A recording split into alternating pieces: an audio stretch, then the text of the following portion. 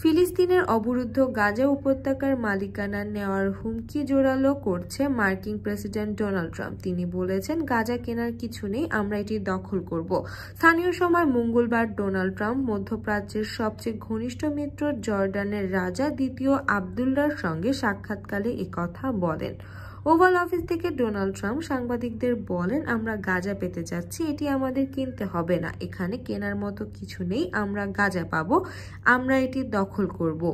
Trump অবশ্য অস্বীকার করেছেন যে তিনি গাজার ব্যক্তিগত সম্পত্তি তৈরি করার চেষ্টা করবেন। ট্রাম্প এর আগে বলেছিলেন, গাজা দখল করলে সেখানে বাস্তুচ্যুত ফিলিস্তিনিদের ফিরে আসার অধিকার থাকবে না। তবে তিনি এদিন বলেন, পুনর্নির্মিত জমি মধ্যপ্রাচ্যের মানুষের জন্যই হবে। তিনি বলেন, আমরা অবশেষে এটি শুরু করতে যাচ্ছি, যেখানে মধ্যপ্রাচ্যের মানুষের জন্য প্রচুর কর্মসংস্থান তৈরি হবে। এটি মধ্যপ্রাচ্যের মানুষের জন্য হবে। গত সপ্তাহে মার্কিন প্রেসিডেন্ট গাজা দখলের ঘোষণা দিয়ে বিশ্বকে হতবাক করে দেন। ইসরায়েলি প্রধানমন্ত্রী বেনিয়ামিন নেতানিয়াহুর সঙ্গে এক যৌথ সংবাদ সম্মেলনে তিনি বিধ্বস্ত অঞ্চলটিকে মধ্যপ্রাচ্যের রিভেরা তৈরির প্রস্তাব দেন।